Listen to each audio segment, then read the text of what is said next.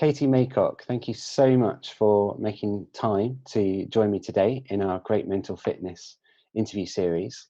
Now, for our audience listening and watching, Katie is a specialist in a range of topics, really, all around stress management, coping and gaining control of anxiety. She works with people and their mindsets, their physical fitness. She's got some amazing hacks on nutrition and diet as well, although that's not her main expertise. So Katie, thank you. Would you like to tell us in your own words a bit about yourself and your background, please? Yeah, sure. So my background is definitely talking to corporate professionals, very much focused on the type A types of people. So the people that, really that motivated go-getter type of person. So I work a lot with CEOs and C-suite management, talking a lot about the impact that stress and anxiety has on their body and their mind, as well as how that actually can impact the way that they run their businesses as well. So that's sort of what I do on a day-to-day basis. But pretty much the reason why I got to this point was I myself am a type A professional. I have burnt out twice officially in my career, as well as just understanding what it takes to keep going and also how to just overcome burnout in those times during stressful times as well. So definitely a wide variety there, and taking in a little bit of my background as a nutritionist, as well as my own experience as a type A professional working in recruitment to begin with, and then corporate sales as well. So fantastic. Yeah, a bit of a varied background, but yeah. Brilliant. Thank you, Katie. That's really, really good to hear, and thank you for sharing that. And absolutely, you're going to have loads of value to share with our audience today, so thank you again. What does mental health mean to you, and why, in your words, should people do more about it? I think mental health is something which I'm really grateful for, has been getting a lot of traction in the last 5 years. We're talking a little bit more openly about it. But from my own experience with mental health and dealing with stress and anxiety in particular, it's something that it's really important to talk about, because I feel like you can be so alone with mental health and you feel like you're the only one that's going through it.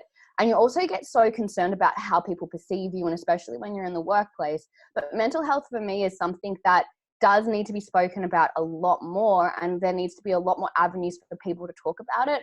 And there's not one size fits all. So mental health is one of those things where I think previously we had a very big taboo about having a mental health issue. We kept it really inside and never really spoke about it. I remember for myself, when I was really stressed and anxious in the workplace, I didn't want to tell my managers. I didn't want to tell the people around me, because I was really worried that they were going to think that, oh, I can't cope with my job, or I can't cope with what's going on, and then take that away from me.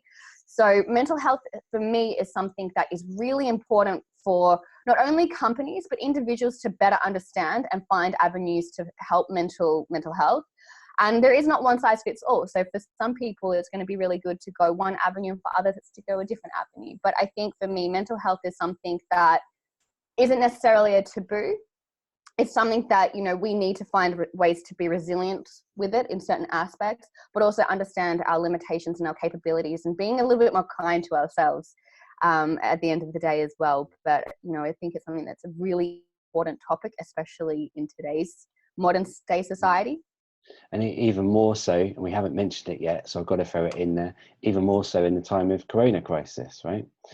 Yeah, absolutely. We're in a really uncertain time. It's really unprecedented. A lot of us are trying to find new ways of living in isolation, being around family, having to manage kids, manage our business, especially small business owners who are getting hit pretty hard right now, and employees as well. So yeah, fantastic. Thank you, Katie. I've got a different question here, so I'm going to put you on the spot, because this one just came to mind. And we have talked about this before when you and I have had our catch-ups. Have you got any general perspective you'd be comfortable to share around how generally women approach mental health differently to the men of this world? Yeah, so from my experience, so I've definitely, obviously I'm a lady myself, so I know how I approached it. But for me, what I've learned with the ladies, they seem to be a little bit more open about it. They will seek that help. They will find those opportunities to go speak to a friend or a family member. They're a little bit more open to going to get professional help. I know that can be a sore spot for a lot of people. They don't want to say they're seeing a therapist or anything like that, but it's okay. It's completely fine to do that. Guys, from my experience, hold it inwards, especially like, obviously I work with a lot of CEOs, and a lot of them are like, you know, they haven't, what I call, they have an inside voice. They keep it really inside. They wear their masks and they keep going until the point where they're like, I actually just can't cope. So they either burn themselves out or they're at that breaking point. Yeah.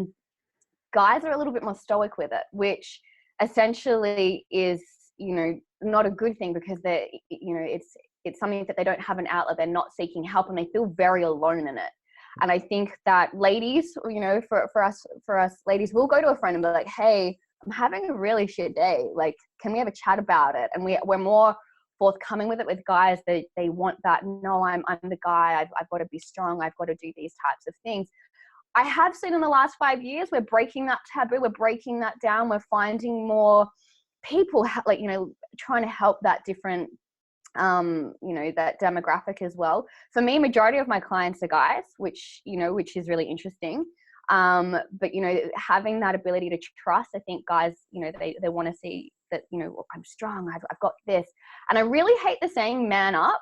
You know, in Australia, a lot of, you know, I would be hanging out with my guy friends and they'd be all talking to each other. I'd be like, you know, man up, or, you know, there'd be I won't say that, but there's definitely a very crude Australian way to say man up as well. So, so I think it's definitely different, but I do think the tide is turning. I think there's more and more people talking about it, like people like yourself talking about it, standing up going, hey, we all have mental health issues to different, you know, to varying degrees. So yeah, I think that it's changing, but it's definitely different on how we approach it. Yeah, brilliant. Thank you, Katie. It's really, really good to hear you share that. And for the people that are watching, just to help reiterate some of your points there from a different perspective, there will be female leaders watching this video. There'll be male leaders. So I think it's really good for whether you're male or female to just consider how the opposite sex in your team, in your household, might react to stress, anxiety, coronavirus, and to try and adapt and be more aware and have each other's backs more. And I think you can apply that. Yeah, I think being able to understand if you're a leader and you're looking more at your employees, so I'm going to break this into two parts. Yeah. You know, if you as a leader of employees, understanding how different people react to stress, and if someone seems a little off, reaching out to that person, making sure they're okay. And I think that this is, you know, leaders need to be making sure that their employees are doing okay, and understanding that, and understanding not only the different ways sexes manage mental health, but also understanding the individual people. So for instance, myself, when I'm a little bit stressed out, I become very withdrawn, and that's a pretty big sign. So sometimes for me, it's out of character for me not to be reaching out and not to be talking to people. And I think there's a lot of people out there that you need to understand the differences. And also, obviously, when you're managing family members, we're all at home now, so spouses, you've got kids and things like that. Understanding your own ability and your own limitations when it comes to stress and anxiety, but also understanding where your partner is as well, and having those open communications and building a foundation of going like, hey, like, this is I'm feeling, how are you feeling? And bringing it, sort of having that open conversation. But I think it's understanding each other on a deeper level and having that empathetic curiosity with everyone around you. So I think that that's really important. Definitely. Great. Thank you, Katie. Now, what would you say are your top 2 or 3 tips for business leaders and other working adults in terms of how they can do better or do more to support the mental well-being of themselves and those around them in their circle of influence, which is friends, family, colleagues, line reports, business partners, customers, suppliers? Yeah. I think one of the biggest things that I would say to people is, firstly, understand yourself and understand your own mental health capabilities. Like I've already mentioned, like understanding, hang on, how am I feeling? What am I doing? Like, how am I coping? One of the best things I tell people to do, and it's so simple that no one does it, but I always say to people, for the first 30 minutes of the day. So business leaders, this is really important for you as well. But for the first 30 minutes of your day, make sure you don't check your phones, don't check your emails, completely have that downtime so you can start asking yourself questions. How am I feeling? What am I thinking? What are my wants? What are my needs? I think it's really easy, especially as business leaders or even just parents, thinking, reacting to what's happening externally from ourselves. Yeah. But to get the best way to help yourself and to help other people is to better understand where you're at and how you're feeling and how you're communicating, because then you can get a really good grasp and grounding yourself and how you're feeling. I think one of the biggest things that I also say to people is understanding your limits. And your limits are completely unique to you, but also understanding the people that are in your household and within your team and understanding their limits. Mm-hmm. I know with a lot of business leaders, we think that, well, I can do this, why can't they? Like I've heard a lot of business leaders say, well, I can do this, why can't they cope with this? Why can't they do that? We've got to take an individual approach, especially when we're managing mental health. Like I've said, that's not one size fits all. Some people's resilience is a little bit higher than other people's, and understanding your own and understanding your team is really important. And obviously the people in your household as well, and understanding the warning signs of somebody beginning to not manage and understanding your own warning signs. So a lot of the stuff that I do with my business leaders is understanding a lot of the times with the people that I work with, they don't actually know that they're stressed. They're using the adrenaline as a way to push forward and to sort of achieve goals and do what they need to do. And especially right now, pivoting and redoing their business, but understanding the warning signs of going, actually, hang on a second, I'm starting to not cope. Like these are the beginning warning signs, and your body is the best, the best way to understand that. So understanding, how am I physically feeling? Like, how does stress physically feel to me? Am I starting to feel a little bit run down? Like, what's going on? Like, they're the biggest, your body will actually say, hey, I'm not coping. You need to be really in tune with that to better understand where you're at. And I think also the third thing I would say is starting a foundation of communication. So helping people with mental health, especially business leaders and teams, building a level of communication that comes across empathetic, and also that empathetic curiosity as well. Being able to take yourself out of your shoes and try and imagine how that other person is feeling is a really great way to help mental health, not only within teams, but obviously right now you really need to be managing your team's stress and anxiety.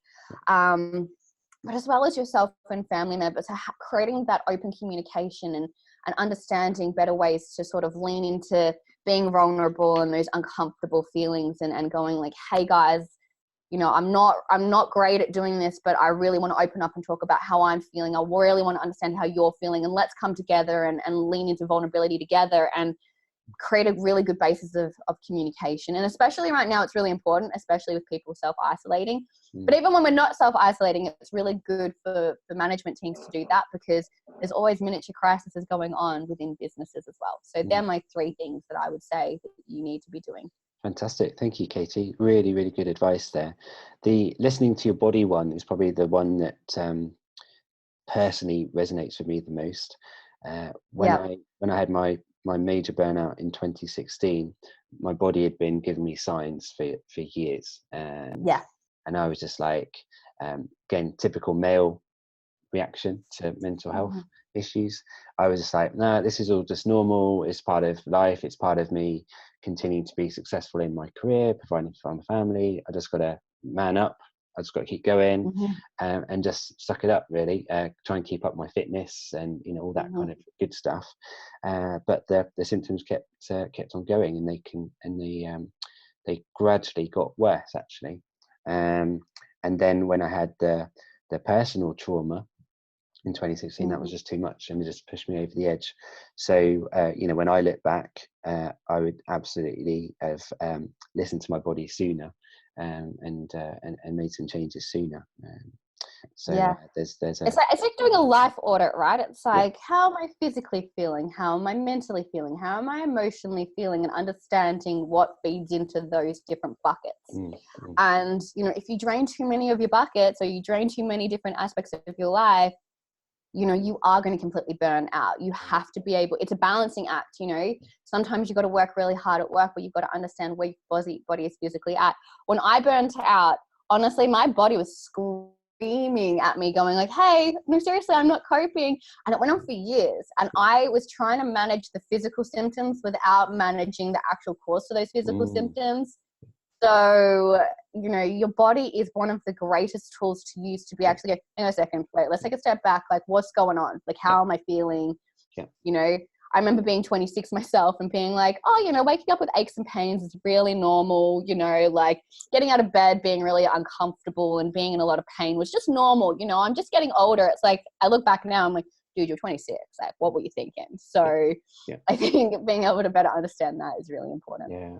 Brilliant. Thank you, Katie. Well, on a similar vein to what we've just been discussing, really, would you be comfortable sharing some of the warning signs your body was giving you?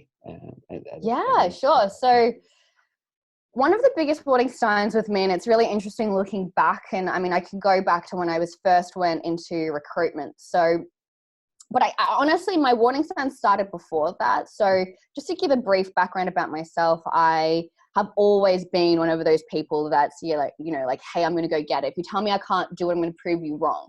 And just go until I've proven you wrong, pretty much. So, you know, I remember when I was a kid, I got told, hey, school isn't for you. You should quit. Don't go into university. And I was like, oh no, I'm going to go to university. So I pushed myself from pretty much like a failing student to you know, getting myself into university and doing all those different types of things. And I did a double degree and set up my first business. And during that time, my body was giving me warning signs. You know, I was starting to get cold sores. I was feeling a little bit run down. I had the shingles 4 times or something like that, 3 or 4 times before I was 22.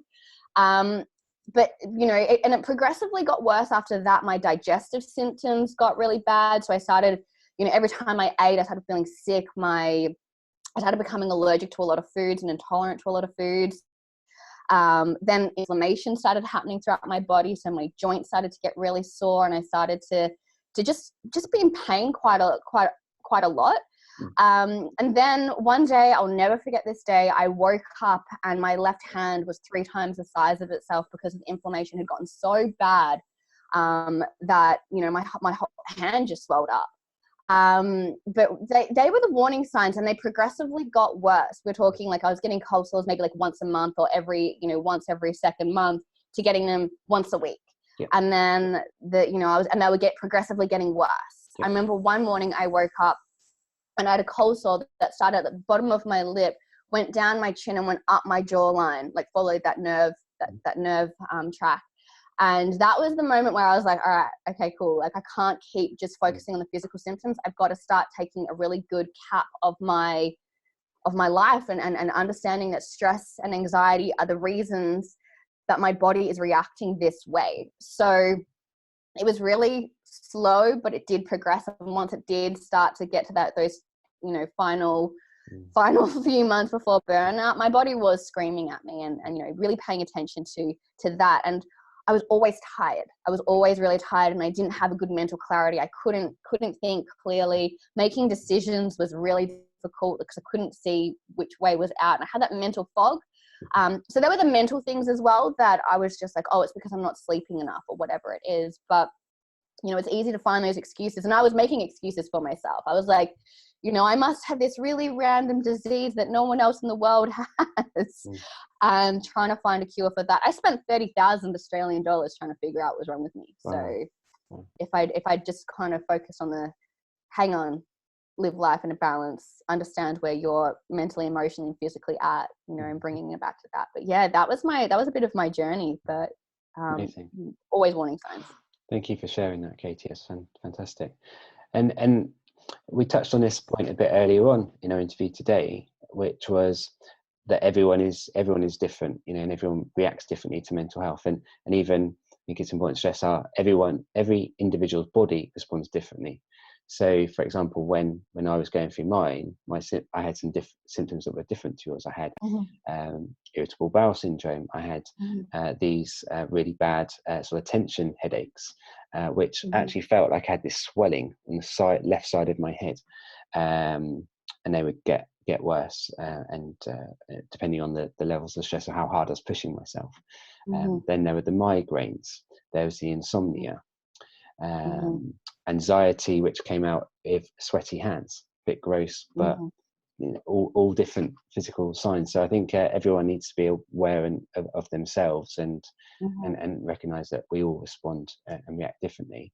But the good news is, and it's a really strong message that you and I both advocate, is that we can actually all do our best work and live our best lives when we are having a work-life balance, and when we are taking proactive measures to keep a handle on stress, because a little bit of stress in small doses is actually good for us, right?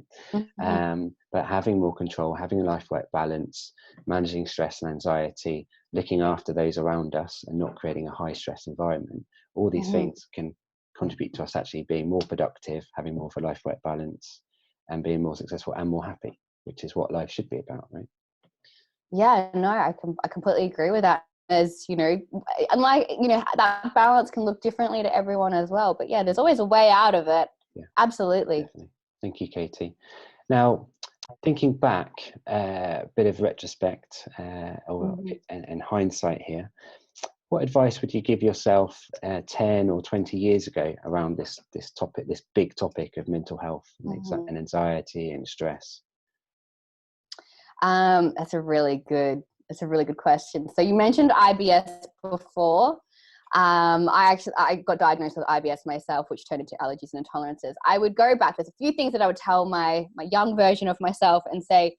Younger version. The young girl version of myself. The first one would be, hey, you don't have to have you don't have to have a bad stomach for your whole life. Like, you know, IBS is stress and anxiety, so focus on that. The second thing that I would really focus on is telling myself, it's like, look, it doesn't have to be perfect, and the decision you make today doesn't necessarily mean you have to make the same decision tomorrow. You know, I think when I was really going through my stress and anxiety, I lived in, and a lot of people do this, and I understand that it's all or nothing mentality. It's like, I have to be all in or all out, and it's like that's okay, but you can also sort of like, hey, I'm just going to try this. If it works, it works. If it doesn't, it doesn't, and sort of give myself the opportunity to figure stuff out. I know for me, I took things incredibly seriously, and I was incredibly rigid in how I did things. So I would go back and go, you know what, it's completely okay. Like, you'll be completely fine. Whatever decision you make today, that's okay. Like, you can change it up tomorrow if it doesn't work out. It's okay to figure out what works for you. There's not one right way to do this. I would also give myself the opportunity to take a step back and look at the big picture. I think it's really easy when you're stressed and anxious to look at the tunnel vision, like, I have to do this, I have to do this, I have to do this, I have to be perfect this way, I have to be perfect that way. And understanding it's like, hang on a second, like, take that step back and actually look at where you're really standing and seeing that you are doing a really good job. I think a lot of the times with me, especially when I was in my 20s, I would look, you know, I could do 100 things, 99 of them absolutely correctly and absolutely perfectly. There'd be that one thing that I didn't do, and I would hyper focus on that and go, look, I didn't do that. I wasn't 100% perfect. But at the end of the day, taking that massive step back and actually looking at the big picture, going, hey, you did 99 things good. Like, it's okay to screw up every now and then. You're a human being. You don't have to be perfect. And I would also sort of, you know, give myself the permission to go and see a therapist. I know that when I was really young, I don't need a therapist. I'm not crazy. I don't need those types of things. But I would actually go back and go, no, it's okay. Like, it's okay to go and talk to somebody to better understand that you're not alone, that you're not crazy. You just, you know, you need a bit of extra help and you need some extra coping mechanisms, and that's completely fine. So that's what I would go back and tell young Katie. And Brilliant. Like, you know what, it's all gonna be okay. It all works out in the end. You'll be fine. Brilliant, Katie. But I mean, you're still young, so it's younger Katie, not young Katie. Younger Katie. No, I think younger Katie would be very grateful for that feedback, as would many more of us. I think it's really good advice. Now, my final question for you today, Katie, is, especially in this current environment, the corona crisis, where you know, we're all going through mega change and emotional worry, financial worry, different kinds of stress that many of us had even just 3 or 4 weeks ago.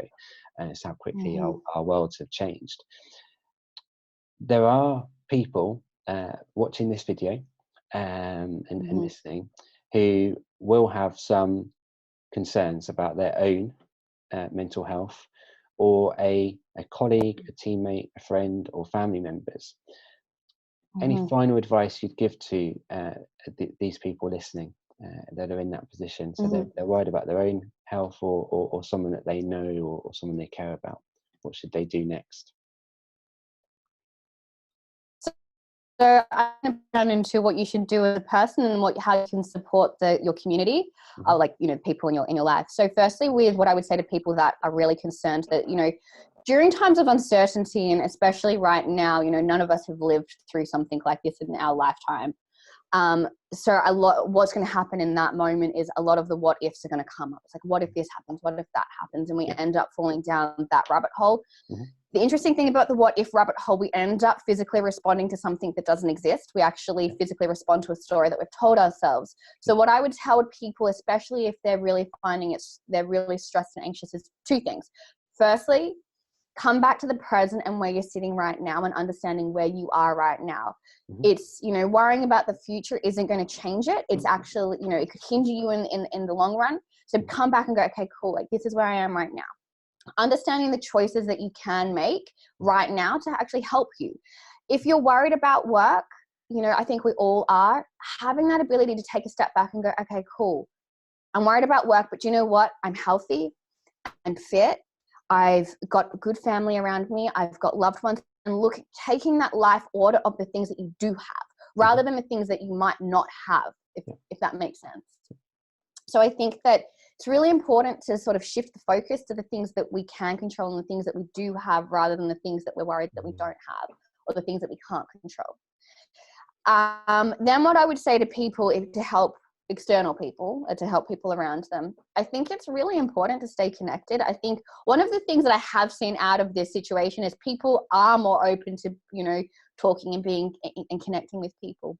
But I think one of the biggest things that I would say to, especially if you're somebody that's really stressed out as well, or you're worried about a family member, is check in on them. Make sure that they're doing okay. Do something a little bit different. I feel like there's,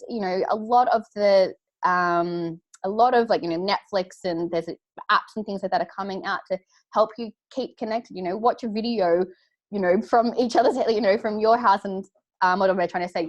You can watch a video together through Netflix, but not having to be in the same house, and having that communication and doing that. But I would just say, always be reaching out and always connecting. And if you've had if you're having a bad day, don't be scared to reach out as well, going like, hey, today wasn't a good day. Can we jump on a phone call and have a chat? And it also opens the door. What that does is it opens the door to other people going like, oh yeah, I'm also having a shit day, and having that communication, rather than being like, nah, it's all good, I'll be right, and those types of things. But I think it's having that connection and staying connected with other people as well. And if you see someone really struggling, reach out more, be there for them.